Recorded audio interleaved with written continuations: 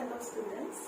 So my name is cbse and I will be teaching today the topic change of states of matter. Okay.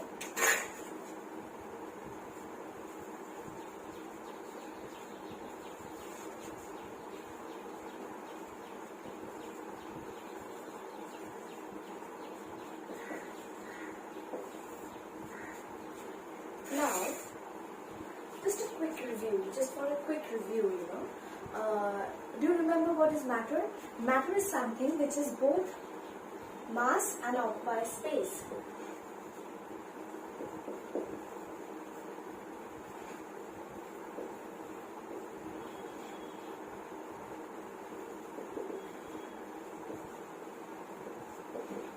Right? And of course you know what is mass. Mass is the quantity of matter in any object or any body. So, and also you know that there are three states of matter, right? Solid, liquid, and gas. Solids, what is solid? Solids are hard to touch, like this phone is solid, like this marker pen is a solid. Water is liquid. Liquids can just flow when you cannot keep it in your hands, right? If you hold it, you have to hold it like this, or else it will slip through the finger. And what is gas? Gas we cannot hold. Gas we can only hold in a container. We cannot even see gas. Air is all around us and it's a mixture of gases, but we cannot see it.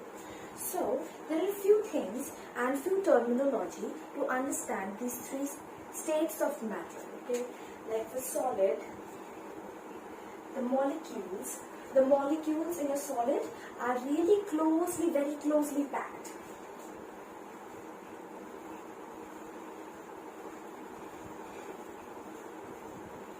The molecules are very closely packed. So,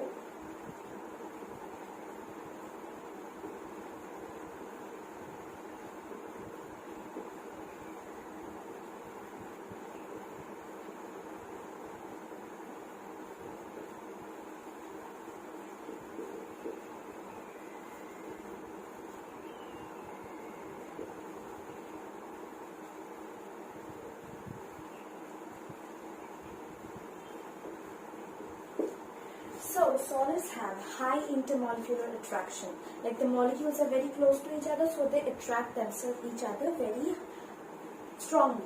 And there is a very low, very negligible intermolecular space. Intermolecular means in between molecules. So attraction in between molecules is very high and space in between molecules is very low. Now let us go to liquids. Liquids have lower intermolecular attraction compared to solids. Okay, so lower. The molecules are a little bit apart. They can move about a little bit freely. That's why the flowy nature of liquids like this. Okay, they're a little apart. So lower intermolecular attraction, higher and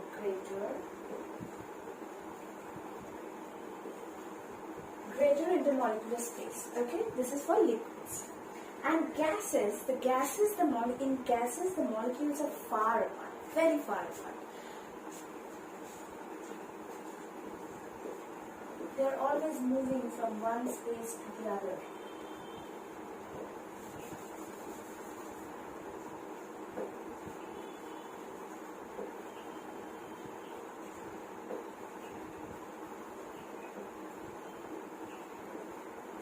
This is for gases, okay? Now, the main topic, the changes of state of matter. For example, like,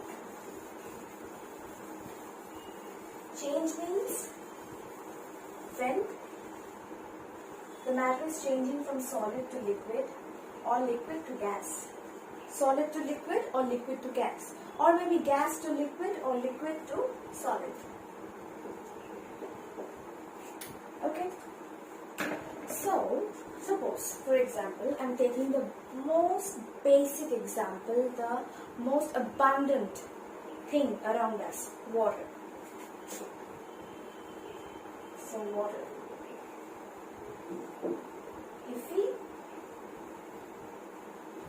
freeze it, it becomes ice, right? Isn't it? If you freeze water, it becomes ice. So this is liquid and this is solid. So the process in which a liquid changes into a solid at a particular temperature, at a fixed temperature, is known as freezing.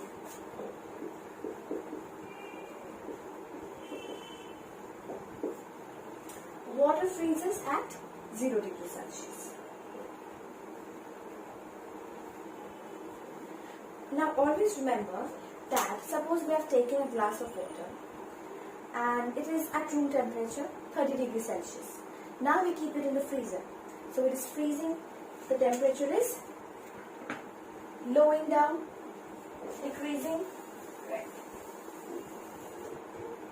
So water at 30 degrees Celsius cools down. Because we have kept it in the freezer, the heat is being extracted from the water and it is cooling down. So now gradually the temperature will fall down to 0 degrees Celsius. The temperature will fall down to 0 degrees Celsius. Now what will happen? Now it will start to freeze. The process of freezing will start. So heat is being extracted.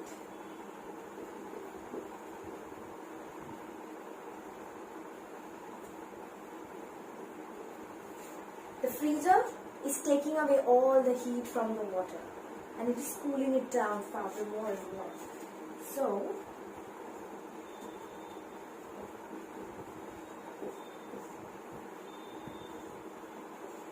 at a point there is a mixture of water and ice, right? It is cooling down, but the temperature is still fixed at 0 degrees Celsius, okay?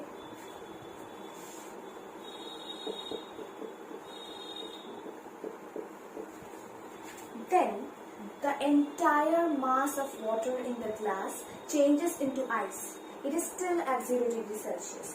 The temperature of the water and the ice mixture in the glass keeps fixed, stays fixed at 0 degrees Celsius until and unless the entire mass of the water changes into ice. Okay?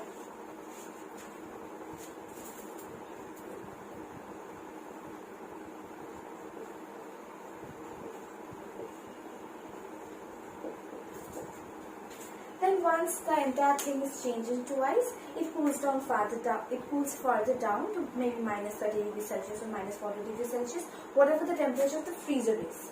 Okay? So you see, this is freezing right over here, right? This process is called freezing. Okay. Now, what if this process is reversed?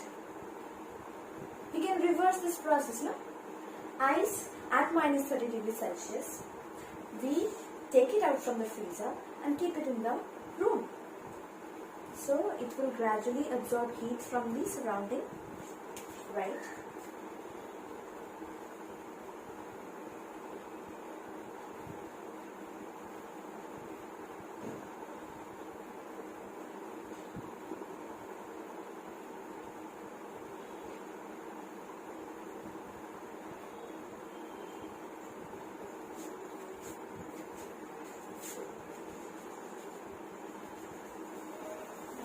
Change it a little bit.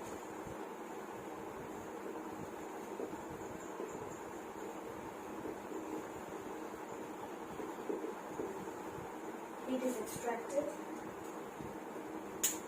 and over here during melting of ice, heat is being absorbed. You are absorbing heat from the surrounding.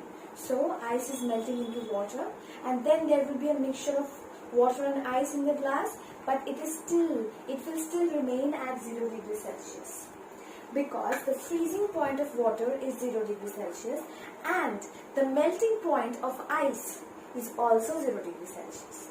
Okay, they are both the same. So it will keep absorbing heat until the entire mass of the water in the glass becomes water, and then change this tool.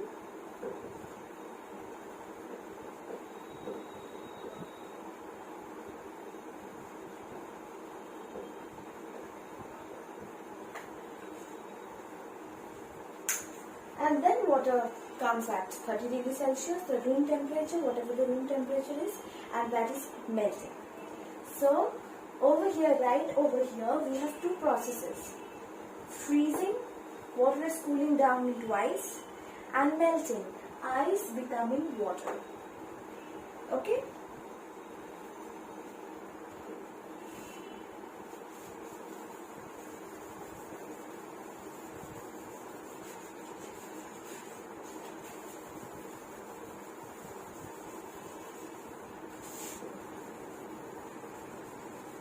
Now the same thing happens with water and water vapor.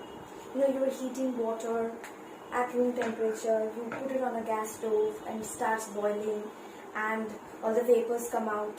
That's water vapor. So that is called boiling, and it is associated with vaporization.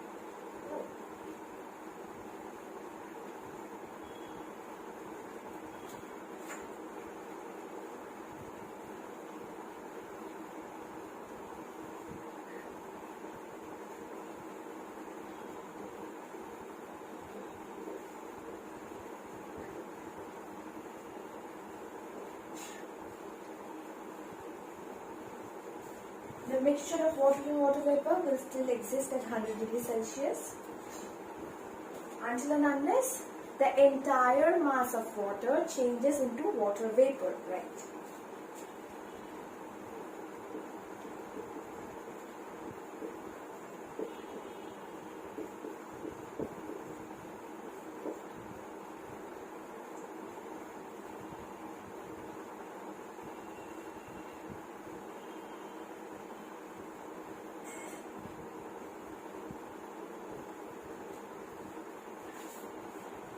And if you keep on heating the water vapor, the temperature will rise.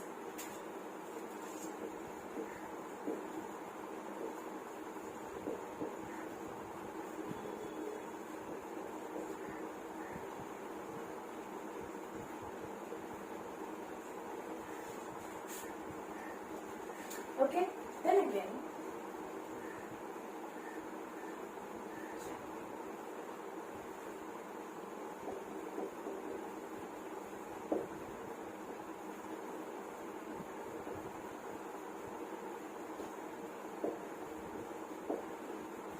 so when we are boiling the water, it is becoming water vapor. The process is known as vaporization.